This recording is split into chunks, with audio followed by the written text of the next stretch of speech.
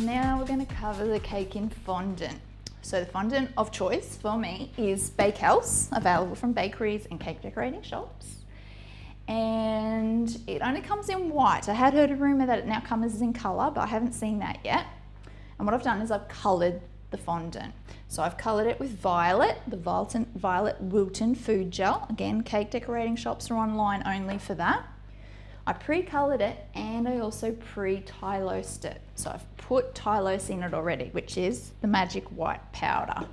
I've talked about that lots before, but again, if you're not sure what it is, you really have to see the other video tutorial called What is Fondant? Now I've warmed this fondant up. So again, it's just gently massaging it out into a snake, book folding it in just for a couple of minutes. So I've probably done it for about 5 minutes. And it's more pliable now, it's not as hard. And I'm going to roll it out using the mat. So this is the mat, again, which is this one here. You get it from cake decorating shops or online from $30 to $50, something like that.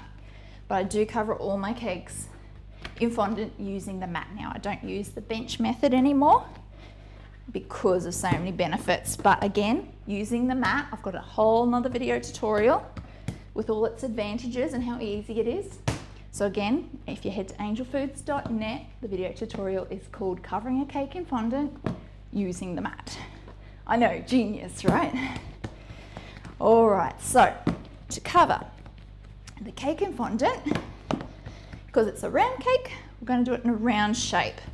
So I do push it out a bit on the bench using my hands first before I use the rolling pin. So I'm going to pop the fondant out of the way. Pop those out of the way. And I've got my rolling pin. So use those decorations out of the way too, so you can get really hands-on with the fondant. Fondant is very sticky because it's made of sugar. So if there's moisture in the air, like today there's rain in the air, it'll get a little bit stickier. So try and work in the aircon if you can. But because it's winter, it's pretty fine because the air's dry from winter. All right, so now we're going to put it in between the 2 sheets of fondant, 2 sheets of the mat. So like I said, we're aiming for a round shape. Cover them up with the mat, and then I find it easier if I pull it over and hold my body against there, so it saves the mat flying against the bench. And now just takes a bit of muscle and a bit of time.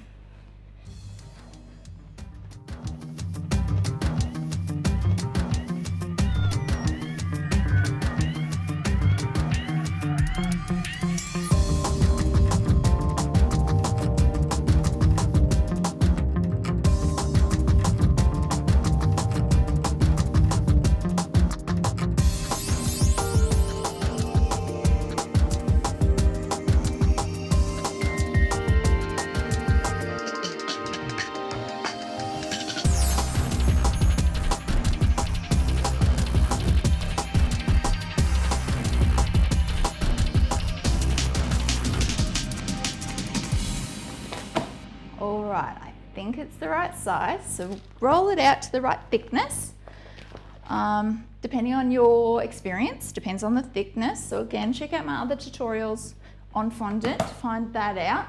So I've gone about probably 1/2 centimetre. So covering a Topsy Turvy, you're going to do a fair bit of stretching and pulling to get it in those really odd shapes. So you want a little bit thicker because otherwise it will tear on you. Then you need it big enough to cover the top and the 2 sides. So the top, small side, bigger side, that will be enough. Because it's actually such a tall cake as well, as it's sitting on the cake, it's going to fall and stretch with gravity. So it's going to increase in size. So you bring your cake in. You can see I've taken it off the non-slip and put it on some baking paper, and that's going to make life easier. You're going to, the amount of fondant I used as well is about a 1.2 kilo to 1.4 kilo. I think it was a 1.2, and some of that will come off, but you do need at least 1.2. I will also need a knife. I'll use a sharp pointy one. So that's for when you put it in here, you need to get rid of the air bubble. All right, I think it's fondant time. So have everything nice and close. Get rid of the mat. I'm just going to pop that to the back. I want it to stay that way. What do you think my chances are? Stu. All right, I think that angle's a bit better. Not that it really matters. So you aim for the center. Awesome. See that it goes to the edge. That might not go all the way to the bottom, but by the time you stretch it, it will. To detach it from the mat, you just peel it back, and then it should fall off with gravity. Just be gentle, don't tear at it. Just give it half a minute. There we go. And it has a brilliant gloss on it. So now is the time to be a bit quick with it. So because you got this massive, I'm going to get rid of that cake crumb, this massive sculptured or carved out bit, you're going to have to poke it with a knife to be able to stretch it and get that air bubble out. So it is a massive air bubble. Just wondering where I put my, there they are. Fondant smoothers you'll need, and your fondant cutter. So keep smoothing out that center bit and get out that air bubble, but I'm not going to worry about much more now. Now I'm going to do the sides. So I'm smoothing out the top to make sure there's no air bubbles. But we can get rid of the air bubbles to the center anyway, so don't worry about that too much. Now we're going to do the sides.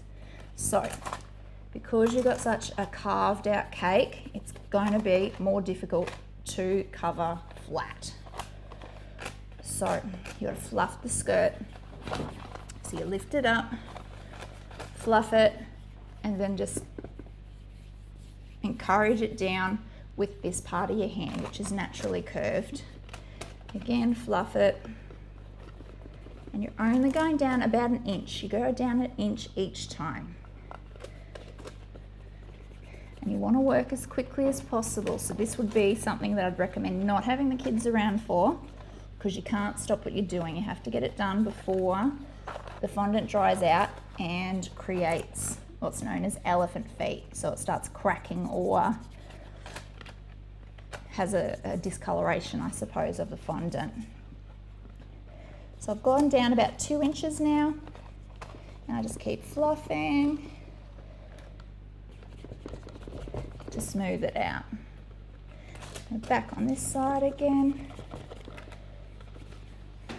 So we're nearly down to 3 inches. I'd say we're down 3 inches, so you can see it forms natural pleats. So it's called fluffing the skirt, when you're encouraging it out again and aiming down. So you can see it's starting to fold over there, so just encourage it back out and then move on. So don't worry about it going all the way down. This is not the time.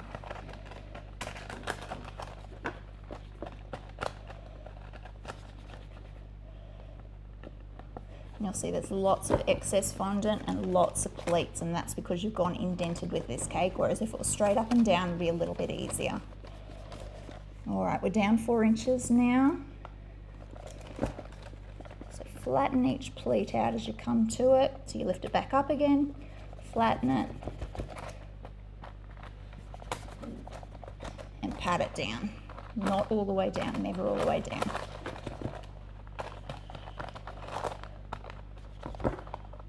Bit of a cake crumb there, but don't worry about it yet. We'll get that later, hey? Alright, there's a bit of a pleat there, and I don't... Oh, I can get it out. Yay! It is more difficult. Even sometimes I get tears in these ones. Another pleat. We're nearly all the way down to the bottom now. So I just flatten it out with my fingers from underneath.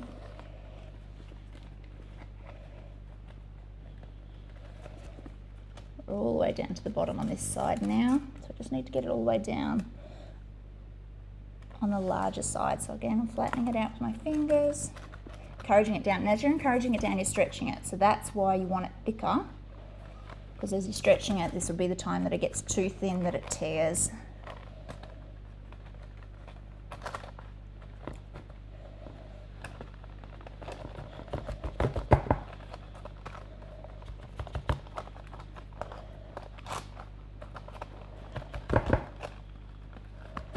All right, we're nearly down the bottom. I'm getting quite firm with it, aren't I?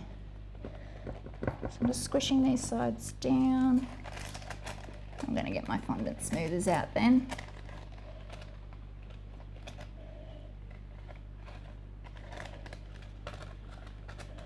There we go, there's a bit more pleats.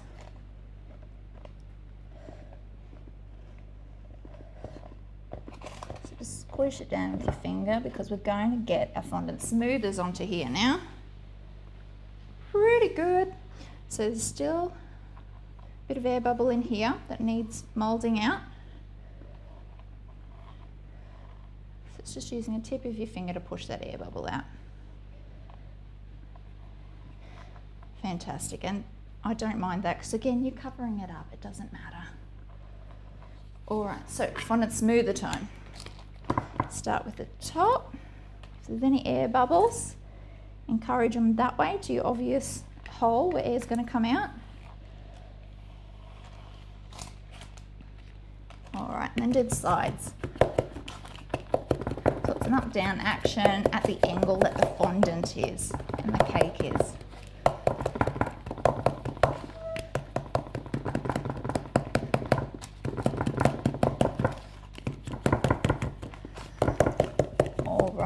So we might peel that excess, cut that excess fondant off now.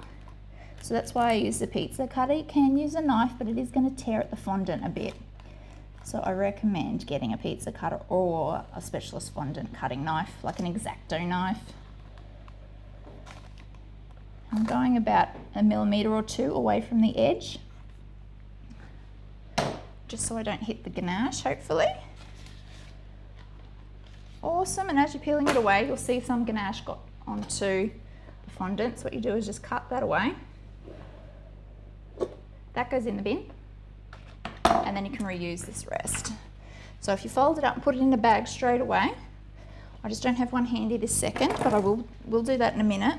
What I am going to do, so a little bit of ganache came out these sides here, but they'll be covered by a border, so that's fine. So again, you're smoothing it out again. I'm going to make sure, because that fondant down here is going to get on the base of my smoother, I'm just going to make sure it doesn't go on the rest of my cake. And then there was a little crease there, but you can smooth it out at this stage with your fondant smoother. And it's going to slip around a bit because of the paper, but that's fine. And again, there's another crease there, but even if it doesn't come out with your smoother, just think about your decorations and how you can fix it or cover it up, or it could be at the back of the cake.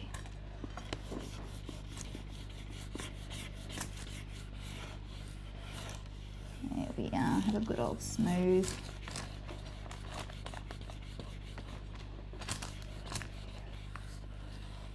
There, I'll just clean the base off again. Now I'm going to smooth it up towards the top a bit.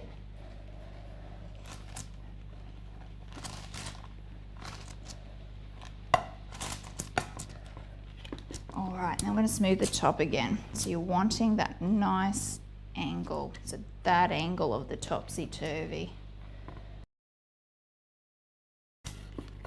Awesome. So you can spend ages smoothing this out if you wanted to. And that's completely up to you, but I'm not that type of gal. That's pretty good. So what we're going to do now is I think it's stacking time.